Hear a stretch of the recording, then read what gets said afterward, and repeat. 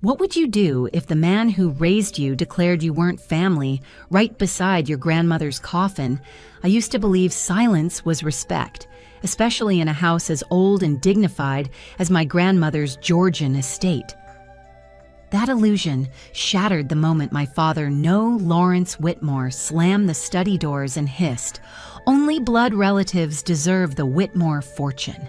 His voice, usually polished for boardroom charm, cracked with something feral.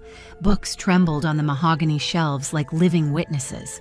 3 days earlier, we had buried grandmother Eleanor beneath a canopy of turning maples. Now her study smelled of beeswax, wilted lilies, and fresh betrayal. Lawrence's cheeks burned red against his funeral black suit as he paced the Persian rug eyes fixed on the gilt portrait of Eleanor above the fireplace. The painted Eleanor regarded him with knowing calm. I clung to that gaze like a lifeline. "What are you talking about?" I managed though my lungs felt stapled shut. "Don't play innocent, Lena." He spat my name as though the syllables tasted wrong. "Your mother's little secret isn't a secret anymore. Once the lawyer confirms you have no Whitmore blood, you'll walk away with nothing." The room tilted. I was 27 years old and had always believed Lawrence's harshness was just the price of being his only daughter. Now he was rewriting my entire origin story in a single breath. My heart galloped, but I made myself ask, "So you promise only blood relatives inherit absolutely?" He lifted his chin, the same imperious tilt that had haunted every birthday toast and holiday prayer. "I'll keep the Whitmore legacy free of imposters." I held his gaze longer than I ever had as a child, absorbing the finality in it. And then, as if my life hadn't fractured enough, my phone buzzed. "Mom, we need to talk tonight. Alone." Lawrence stormed out, satisfied he'd delivered a killing blow. The oak doors thudded shut, leaving dust motes spinning in sunlight like restless spirits. I collapsed into grandmother's leather chair, tracing the walnut grain where she once drafted handwritten letters and reportedly a rather elaborate will that listed my name with deliberate care. Grandmother would brew Earl Grey, pass me a shortbread biscuit and say, "A true Whitmore blazes her own path, darling." I used to think it was just grandmotherly cheerleading. Now it felt like prophecy, except maybe I wasn't the Whitmore she'd meant after all. Growing up in Fairfield County's shimmer of inherited power, I learned that the Whitmore name opened doors, but Lawrence's approval was the real currency. My brothers Camden and Seth wore that approval like custom-tailored armor. Cam shadowed Lawrence in the family investment firm. Seth had dazzled Yale Law. I, however, restored forgotten landmarks and wrote scholarly articles no one at cocktail hour read. Lawrence once called my passion project a quaint hobby loud enough for the waitstaff to hear. Grandmother Eleanor alone treated my ambitions as noble. Sunday teas at her mansion were my sanctuary, where history smelled of bergamot and dusty first editions. 2 weeks before she died, she pressed a sealed envelope into my hand. "Open it when you must stand alone, Lena." I slipped it into my journal and never opened it until tonight. Heart-hammering, I realize now might be that moment. I broke the violet wax and unfolded her spidery script. "If someone questions your place, remember truth is older than lies. Blood may bind a family, but character defines it. Trust your instincts and beware those who weaponize lineage." My instincts screamed toward the text from Mom. We met at a backstreet cafe where the Whitmore name earned only a misspelled receipt. She looked smaller than I remembered, chic jacket, wrinkled mascara, smudged. She didn't order tea. She clutched the ceramic mug for warmth. "I never wanted you to learn this way," she whispered. "Lawrence was cruel." "So it's true. He isn't my biological father." Her eyes shimmered. "It's complicated. Julian Lawrence's younger brother was my first love. When he left for med school in Boston, Lawrence stepped in while my heart was broken." Her voice cracked. "I found out I was pregnant the week Julian won a research grant overseas. Lawrence offered marriage stability protection. I thought I was making the safest choice for you." The cafe's hum faded into a high-pitched ring. Julian, the gentle uncle who mailed antique map postcards from every conference. He talked to me about Gothic arches and the poetry of ruins like my opinions mattered. That Julian, does he know I breathed? She shook her head. No one knows except me. And now apparently, Lawrence. He must have hired a private investigator after Eleanor died. My mother reached for my hand. Lena Lawrence wants the estate uncontested. He thinks discrediting you is the fastest route. But Eleanor adored you. She might have secured your inheritance in ways we don't see yet. Outside, wind rattled the cafe window, scattering amber leaves, the world rearranging itself. If Lawrence was willing to shred my identity to keep control, what else was he hiding? And why had grandmother whispered riddles about truth older than lies? I paid the bill in silence, a decision crystallizing with every clink of coins. I would confront Julian. Somewhere between his surgical wards and my architectural blueprints lay the foundation of who I really was. And I would uncover it before Lawrence weaponized another secret. That night, as the Whitmore mansion loomed behind iron gates, I realized silence was no longer respect. It was surrender. I packed grandmother's letter, my birth certificate, and a relentless determination. Tomorrow, I would look into Julian's eyes and ask if he saw his past, and maybe himself reflected in mine. But even then, I had no idea how deep the Whitmore roots twisted or how quickly they could choke the man who planted them. And the first real shock was still to come. Your birth certificate is only half the story. Mom's warning settled between us like a loaded pistol as she unfolded a weather-worn journal on our kitchen island, Grandmother Eleanor's diary, pages brittle with secrets. The entry dated April 12, 1997, stared back at me in Eleanor's looping hand. Julian left for Boston today. Catherine's tears broke my heart. I fear Lawrence's attentions are more opportunistic than affectionate. Mom's voice wobbled. I found this in Eleanor's sewing box the night before the funeral. She knew what Lawrence was doing even then. My stomach twisted. Lawrence had married Mom 6 months later, right after she discovered her pregnancy. The timeline fit too neatly. Did Julian ever suspect? I whispered. Mom shook her head. He thought you were Lawrence's child. I let him believe it. Tears pooled, but her tone firmed. I was protecting you. Or so I told myself. The diary crackled as I turned another page, July 5, 1997. If bloodlines must dictate legacy, then truth must surface someday. I pray Lena inherits courage as surely as she inherits Julian's eyes. Courage felt far away, yet the next move was obvious face Julian Whitmore. I rang his Cambridge brownstone doorbell at dawn. He answered in surgical scrubs, eyes bleary yet unmistakably my own shade of storm gray. Lena, is something wrong with Eleanor's estate? It's about me, I said, voice trembling, and about you. Over bitter coffee, I told him everything: Lawrence's accusation, the diary, the looming will reading. Julian listened, jaw clenched, until at last he asked the question hanging like static. Do you think I'm your father? The dates align. I need to know. He exhaled hard, decades of unanswered what-ifs flooding his expression. Then let's settle it scientifically.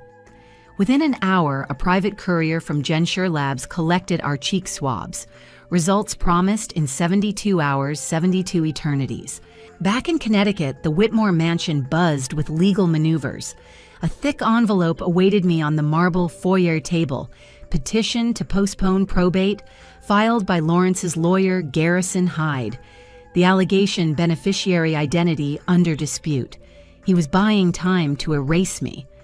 That night, I crept into Eleanor's study, searching for leverage. Tucked behind a first edition Austin, I discovered a smaller safe code already set to my birthday.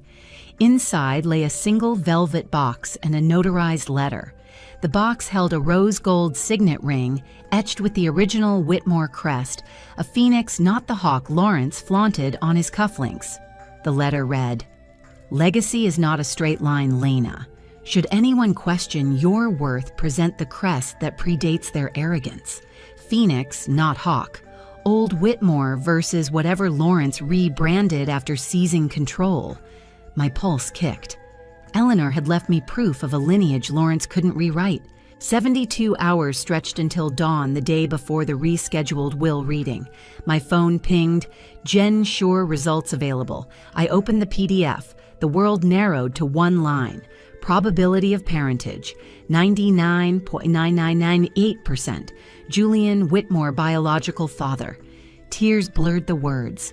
Relief, fury, wonder, all at once. I called Julian. His voice broke on the first syllable. I always felt connected to you, he admitted. Now I know why. But joy morphed to dread when Garrison Hyde emailed an hour later. Be advised, Mr. Lawrence Whitmore will introduce decisive genetic evidence tomorrow invalidating your claim. Attached was a lab letterhead different from Jen Shore, an unauthorized test Lawrence must have swiped from a glass I'd left at dinner. He planned to weaponize his stolen results while ignoring ours. Mom paced the kitchen, fury blazing. He'll stop at nothing. Then we don't stop either, I said, slipping Eleanor's phoenix ring onto my finger. We show the tribunal who the real Whitmore descendant is. That evening, Julian sent another bombshell, an archived hospital ledger showing Lawrence's birth name, Lawrence Hale. Adopted at 3 months by Harold and Eleanor Whitmore. The hawk crest had always been a cover for an adopted heir, and Lawrence never knew. If bloodlines were Lawrence's weapon, they were about to become his downfall. I scanned a fresh copy of the ledger, tucked it beside my DNA report, and stared at my reflection. Same storm gray eyes, but now layered with steely resolve Eleanor would have recognized. Tomorrow, the library that smelled of lemon oil and old money would become a battleground of truths. Either I reclaimed my place or Lawrence lost the crown he never truly owned. And still, none of us were prepared for the letter Eleanor arranged to arrive mid-reading. The storm broke at dawn, long before the autumn rain started pattering against my windshield. Julian and I pulled into Jen Shore's private lot, handed over our cheek swabs, and drove back in silence, two strangers tied together by a question that could upend an empire. Hours turned syrup thick. While my brothers fielded reporters outside Whitmore Capitol, I hunted allies. First stop, Miriam Cole grandmother's personal attorney. Her townhouse was dark. A neighbor watering begonias called over Ms. Cole collapsed yesterday. Rushed to St. Stephen's, pneumonia, they said. Pneumonia, she'd been spry as a fox at the funeral. My gut whispered sabotage. St. Stephen's smelled of bleach and secrets. Miriam lay pale but lucid, oxygen tube hissing. When she saw the phoenix ring on my finger, her eyes flared. She rasped Eleanor. Left an addendum. Safe deposit box 43B. Her hand trembled as she slipped me a brass key. Trust your instincts. Alarms beeped. Nurses shooed me out. Back home, a courier blocked the walkway, Garrison Hyde's grin beneath a golf umbrella. He served me a subpoena, Lawrence petitioned to freeze all Whitmore assets until heir legitimacy resolved. Smugness radiated off him like cologne. Your move, Miss Whitmore, if that's still your name. That night, Mom's kitchen became war room. Julian video called lab results due in 48 hours. He'd also unearthed Uncle Harold's 1968 adoption file. A retired maternity ward nurse confirmed Lawrence's original surname, Hale. Proof waited in a dusty ledger. Camden texted Dad's furious. Says you're hosting secret DNA circus. What's going on? I typed deleted, typed again. Finally sent, ask him who Hale is. 3 dots flashed, then nothing. By sunrise, I stood outside. First Fairfield Bank box key, biting my palm. Inside 43B lay a single envelope, Eleanor's violet wax unbroken, and a photographic negative labeled Original Whitmore Crest, 1871. On the negative, the phoenix gleamed, no hawk anywhere. My phone buzzed, Jen Shore report ready. In the parking lot, I opened it. Julian Whitmore, 99.9998% probability. Relief punched my knees weak, but dread shadowed it. Lawrence would counter-strike before I could even breathe. Sure enough, another email from Garrison. We possess independent genetic proof disproving your lineage. Present tomorrow or withdraw. Attached was a blurry PDF showing my name misspelled and a neon 0.00% probability, obvious forgery, but enough to muddy water. Mom clenched her coffee mug so hard I feared it'd shatter. He's bluffing. But people believe first headlines, not retractions. We need undeniable records, I said. Hospital ledger, adoption certificate, everything. Julian faxed copies within the hour. I compiled a dossier thicker than a law textbook, each tab a nail in Lawrence's coffin. But the man wasn't done. That evening, local news ran an anonymous tip alleging I'd manipulated an elderly woman's will.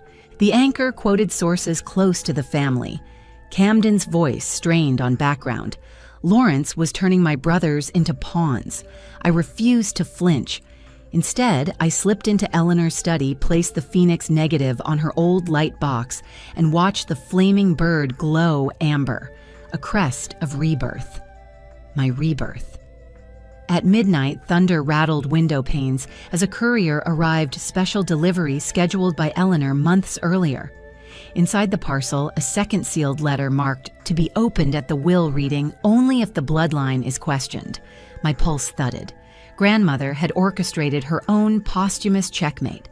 I slid the parcel into my briefcase beside the DNA-proof adoption records and the original crest. Tomorrow the library would host more than oak shelves and nervous relatives. It would host truth sharpened to a blade.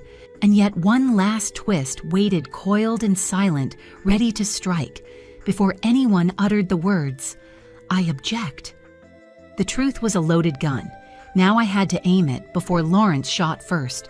The courthouse loomed like a gray fortress as I filed the emergency motion with Miriam's junior partner, a wiry woman named Rosa Batista, who handled the paperwork while Miriam lay recovering. Inside my briefcase rested 3 ticking bombs: Julian's DNA proof, the hospital adoption ledger, and Eleanor's sealed letter, labeled open only if blood is questioned. Rosa scanned the documents, eyebrows climbing. "You realize this could strip Lawrence of everything?" I met her gaze. "He started this blood crusade. I'm ending it." That afternoon, I confronted my brothers. Camden waited outside Whitmore Capitol Rain, sheeting off his umbrella. His jaw tensed when he saw the crest ring. "Dad says you forged that. Ask him why the original Whitmore symbol is a phoenix, not a hawk." Confusion flickered. I handed him a photocopy of the 1871 crest beside Lawrence's rebrand Firebird versus Predatory Talon. He rewrote our history, Cam, and he lied about mine. Seth emerged from the revolving door, mid-argument, legal pads beneath his arm. "Dad's furious. He's filing an injunction to gag you. Then listen before lawyers gag all of us," I said. I laid out the adoption record and my GenSure report beneath the awning's drip. Rain blurred the ink, but not the meaning. Lawrence Hale, not Whitmore. Julian, my father. Camden's shoulders slumped. Seth's courtroom confidence cracked. "We need to verify," Seth murmured, but his voice lacked conviction. "Do it," I urged. "Truth survives scrutiny. Lies don't." Julian and I met at a quiet diner off I-95 neutral ground. He slid a thin envelope across the Formica table, Lawrence's original birth certificate smuggled from the county archives by a colleague. Name Lawrence Hale, parents unknown, date adopted. July 3rd, 1968. Once this is public, Julian warned Lawrence may implode. "Are you ready for that fallout?" "He demolished my identity for profit," I said. "I won't let him bulldoze Eleanor's wishes, too." Julian's eyes. My eyes softened. "Then let's make sure tomorrow leaves no room for doubt." We spent hours rehearsing our strategy. Rosa would present the DNA chain of custody. Julian would testify to the ledger's authenticity. I would reserve Eleanor's sealed letter for the fatal blow. Across the diner, a TV droned breaking news. Whitmore heir challenges daughter's legitimacy. My photograph flickered on screen, captioned, "Imposter heiress Lawrence's smear campaign was working overtime." Before we parted, Julian pressed a small velvet pouch into my palm. "Eleanor asked me to pass this along if things turned ugly."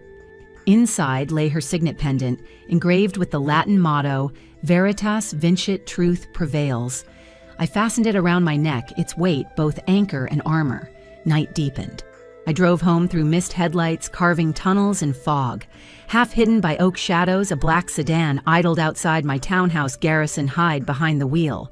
He rolled down the window, rain-speckled grin, slick as oil. Last chance, Lena. Sign Dad's settlement. $250,000 and you disappear. I leaned in far enough for him to smell my resolve. Tell Lawrence the lineage he worships never belonged to him. Tomorrow everyone will know. His smirk faltered. Careful. Some truths bury people. Only if they're afraid to live outside the lies. I walked away, pendant warm against my sternum. Inside, Mom waited with a stack of manila folders, Eleanor's personal investment notes. If you win, she said, these holdings become yours and Julian's. They're more valuable than the trust. She traced the Phoenix ring. Your grandmother predicted every move Lawrence would make. She believed you'd finish what she started. For the first time since the study confrontation, I felt something brighter than fear burn in my chest. Purpose. I spent the night cross-referencing portfolios, marking assets Lawrence couldn't touch, drafting contingency plans for charitable foundations Eleanor hinted at. Thunder grumbled overhead like ancient drums. Dawn bled pale through the blinds just as I closed the last file. Across town, the Whitmore Library was being prepped with fresh flowers and polished silver carafes, as though cosmetics could hide the fight about to unfold. I donned a charcoal suit, Eleanor's pendant, and tucked the sealed letter inside my jacket. In the mirror, storm gray eyes stared back, steeled by generations of women who refused to be written out. As I stepped through the front door, my phone buzzed. Unknown number voicemail. Lawrence's voice, raw and desperate, hissed. Withdraw now or I'll make sure you regret ever bearing the Whitmore name. I deleted it, because in a few hours the world would learn which one of us had the right to that name at all. But just before gavel met wood, a single witness I never expected walked into the mansion ready to testify. And everything tilted again. The library doors groaned open like a throat clearing before judgment. Polished oak crystal decanters, fresh chrysanthemums. Lawrence had staged a royal court for his crowning. I walked in with Rosa Julian and a briefcase full of dynamite. The sealed envelope from Eleanor pressed against my ribs, warm as a heartbeat. Hook one truth can pierce an empire, but only if you tear off the armor first. The players assembled Lawrence at the head hawk crest, cufflinks gleaming. Garrison Hyde beside him, folders stacked like fortifications. Camden and Seth on the right, wary eyes ping-ponging between us. A thin, elderly woman in a nurse's uniform slipped into the back row, unknown witness. Judge Pro Tem, Harold Green, rapped a gavel for order. Today we clarify beneficiary eligibility under Eleanor Whitmore's trust. His gaze cut through the perfume of generational wealth. Garrison struck first. My client submits genetic evidence Ms. Lena Whitmore shares 0 DNA with Lawrence Whitmore. Therefore, she is ineligible. He brandished a neon-highlighted report, the forged one. Rosa rose, voice ringing. Objection. Chain of custody violates Connecticut Statute 19A 585. DNA acquired without consent is inadmissible. She laid our GenSure results on the table. Chain of custody signed by Dr. Patel. Furthermore, we submit evidence that Dr. Julian Whitmore is Ms. Whitmore's biological father, establishing direct blood descent from Eleanor. Camden's inhale was audible. Seth's pen slipped from his fingers. Lawrence slammed his fist. Irrelevant. The trust requires descent through the eldest son's legitimate line. Me. I stood. Then we must verify your bloodline, father. Gasps rippled. Rosa produced the county birth ledger. Exhibit B, Lawrence Hale, adopted July 3, 1968 by Harold and Eleanor Whitmore. No genetic relation to the Whitmore line. Lawrence's face drained bone white. Garrison stuttered. Adoption grants full filial rights. Not under the 1949 trust codicil, Julian interjected, voice steady. It states blood descendants only may inherit principal assets. Judge Green scanned the fragile parchment. Rosa slid forward. The language is explicit. His gavel hovered. Before it fell, the elderly nurse rose. Your Honor, I am May Grant, retired maternity nurse. I witnessed the adoption. This certificate, she tapped the ledger, is authentic. Lawrence lurched to his feet. She's lying, bought and paid for. I pulled Eleanor's envelope. Grandmother anticipated you, Lawrence. Wax cracked. Paper sighed. I read, if blood becomes a weapon, let truth be the blade. Lawrence. I loved you as a son, but your obsession with pedigree mocks our name. Julian and Lena carry my blood and, more importantly, my values. The estate follows them. Judge Green accepted the letter, eyes narrowing at Eleanor's signature and notarization. The gavel struck once, twice. Effective immediately, Lawrence Hale's rights under the trust are void. Dr. Julian Whitmore and Ms. Lena Whitmore inherit controlling interest. The room exploded, voices, chairs, screeching, cameras flashing. Lawrence roared, lunging for the letter. Camden and Seth restrained him as security intervened. Garrison Hyde backed away, pale as marble. Julian reached for my hand, and for the first time I felt what a father's grasp should be, steady, proud. Across the chaos, Mom wept, joy, regret, release tangled together. Judge Green called for order, but the battle was won. Lawrence's hawk cufflinks looked suddenly cheap, tarnished by the truth he had sharpened against himself. As security escorted him out, Lawrence twisted to me, voice shredded. You'll regret this. I held up Eleanor's phoenix ring. The family rises, Lawrence, just not with you. He vanished down the hall, footsteps echoing like the last beat of a failed dynasty. But even as victory settled on my shoulders, a chill followed. The empire was now mine to rebuild, debts and cracked foundations included. And somewhere in the fine print of Eleanor's portfolio lay one final surprise she'd reserved for her chosen heir. The echo of her legacy was still racing toward me, ready to land its final note. Every empire ends with an echo, but mine began with one. The mansion felt different the morning after the verdict lighter, as if the walls themselves had exhaled. Sun spilled through arched windows, revealing moats dancing like tiny phoenix embers. Lawrence's portraits were gone, boxed up and shipped to whatever condo he'd fled to with Garrison Hyde in damage control mode. The hawk banners came down next, replaced by the original crest. Eleanor loved a phoenix in mid-rise wings, flaming gold. Julian and I walked the hallways together, our steps slow, reverent. We paused before grandmother's study. I eased the door open, half expecting her to greet us with Earl Grey and sly counsel. Instead, silence ripe with unfinished plans wrapped around us. On the desk lay Eleanor's final ledger, one page, folded edges worn by her fingertips. I unfolded it.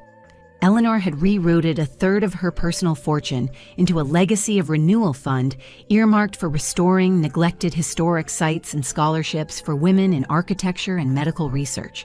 My worlds and Julian's braided by her foresight. Dad No Lawrence had mocked my quaint preservation hobby.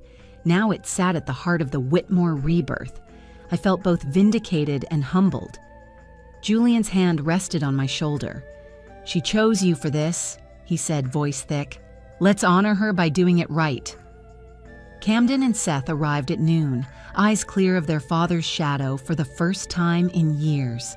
Camden spoke first. We reviewed the trust. You're in charge, but we'd like to help rebuild if you'll have us. I searched their faces for hidden motives, found only fatigue and tentative hope. I nodded. We start fresh. Phoenix rules, transparency, integrity, no bloodline games. May Grant, the retired nurse, sent me a handwritten note. Truth heals across generations. Thank you for finishing what Eleanor began. I framed it beside Eleanor's letter. News outlets called nonstop hungry for drama. I released a single statement. The Whitmore legacy will rise by uplifting communities, not by guarding gates. Shares in Whitmore Capital surged. Apparently, integrity has market value. Lawrence tried one last lawsuit claiming emotional distress. The judge dismissed it with prejudice. The adoption file and forged DNA test ensured his defeat. Public sympathy swung hard in our favor after documents leaked, showing his years of charitable tax write-offs that never reached charities. The empire he coveted collapsed into fines and restitution orders. The man who sneered at imposters was exposed as the ultimate pretender. Mom moved into Eleanor's carriage house, sunlight returning to her eyes. She and Julian spent slow evenings on the veranda rebuilding a friendship 27 years delayed. Sometimes I'd catch them laughing like college kids, and a deep peace would settle in my chest. I launched the Phoenix Fellowship 6 months later, full scholarships for first-gen women in architecture and medicine.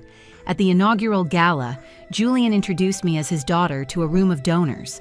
My voice trembled only once when I told Eleanor's favorite story about the phoenix. It rises not because the past burns away, but because ashes are rich soil for new beginnings. As applause echoed, I glanced at the portrait of Eleanor now hanging center stage, her knowing smile captured in oil and light. She had engineered this redemption arc with chessmaster precision, but left me the final move to choose grace over vengeance. I realized that in the end, the greatest inheritance wasn't the fortune, it was the freedom to write a new honest Whitmore narrative. And Lawrence, somewhere beyond the glow of the gala, he nursed bitterness in obscurity, haunted by an echo of his own words. Only blood relatives deserve the fortune. They did. He never was one. I drifted onto the balcony city lights, flickering like scattered embers. Julian joined me, pressing a fresh envelope into my palm. Found this in Eleanor's journal addressed to the Phoenix. Figured she meant you. Inside, a single line, "Build boldly, Lena.